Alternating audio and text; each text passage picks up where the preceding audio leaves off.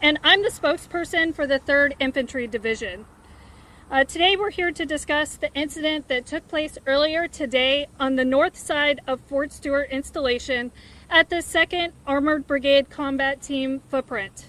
In just a moment, I'm going to introduce you to Brigadier General John Lubas. That's spelled J-O-H-N, Lubas, L-U-B-A-S. He's the Commanding General of the 3rd Infantry Division. Brigadier General Lubas will make a statement regarding the incident and take a few brief questions. Before we begin, however, I'd like to go over just a couple things with you. We have limited time for questions given that this is an ongoing investigation, and we may not have all the information that we can share, but we will try to be as transparent as possible. We will not release the name of any victims until the next of kin notification has been complete. We will not speculate as to any intentions, motives, or backstories, given that this is an ongoing investigation. When you ask your questions, we ask that you please give your name and the affiliation in case we need to do a follow-up. And it's a little hard to hear, so please speak up so that General Lubas can hear you and that you can hear him. Thank you, ladies and gentlemen. I will now turn it over to General Lubas.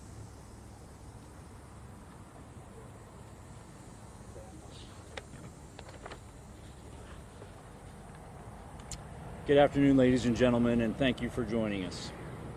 This morning, shortly before 11 o'clock, an active duty soldier assigned to Fort Stewart, Georgia, shot and wounded 5 of his fellow soldiers here on Fort Stewart. Thankfully, all are in stable condition and all are expected to recover. The alleged shooter is in custody. We have reestablished security. I have lifted all lockdown measures on Fort Stewart, and there is currently no threat to the local community. I'd like to recognize and thank our Army law enforcement and medical personnel and our partners from local, state, and federal law enforcement and emergency services for their quick response and support. I would also like to thank the brave soldiers who immediately intervened and subdued the shooter. These soldiers, without a doubt, prevented further casualties.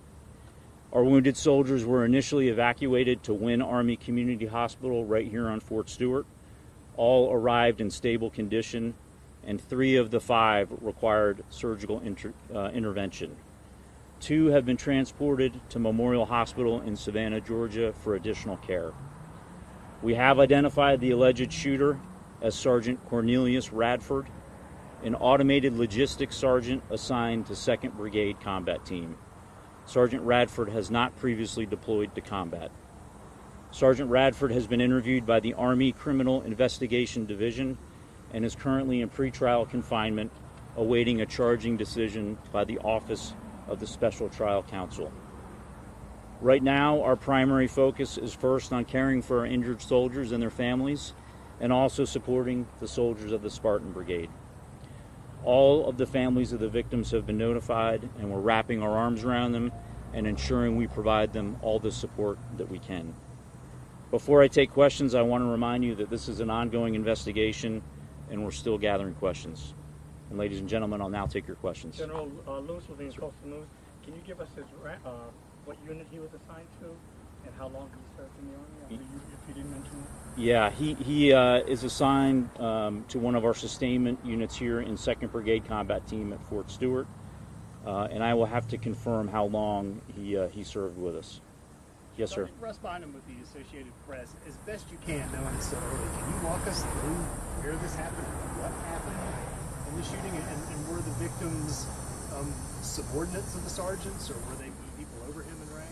Yeah, right now it's premature, and we're gathering a lot of the information. What we know is this soldier, the shooting occurred at the soldier's place of work. It did involve his co-workers. We're still not certain about the motivations, but again, he's been interviewed by Army investigators, and we believe we'll gain more information here shortly. Yes, ma'am.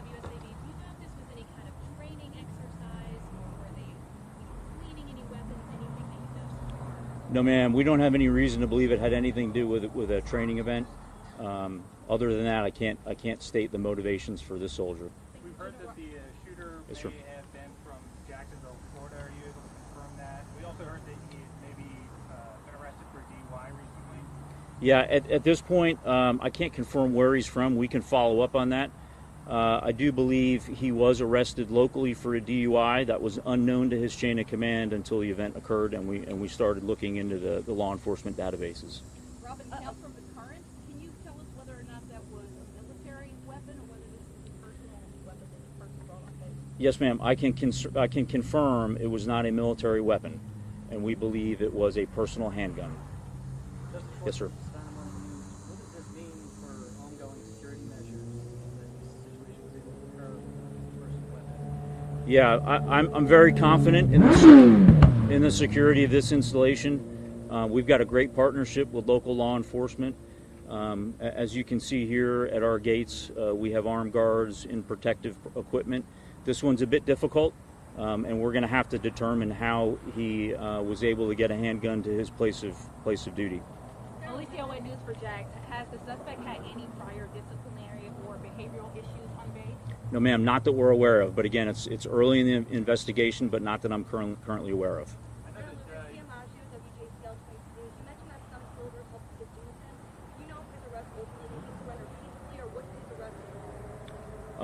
I don't have the details on that, but I know that his soldiers in the area that witnessed the shooting immediately and without hesitation tackled the soldiers, subdued him, that allowed law enforcement to then take him into custody. And we've got time for one more question.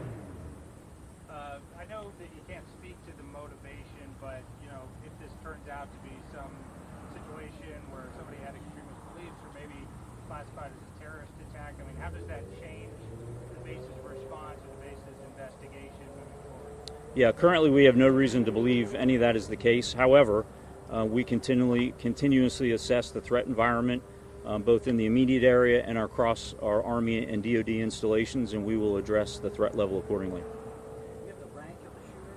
Yes, sir. He was a sergeant. Ladies and gentlemen, thank you for your questions, and again, thanks to the local responders and the local community for their help. Thanks, and have a great afternoon. Thank you, sir.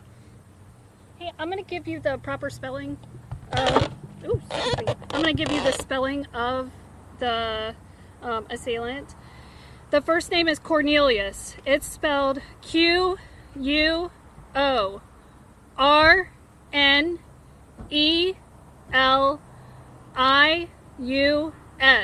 Last name is Radford. R-A-D-F-O-R-D.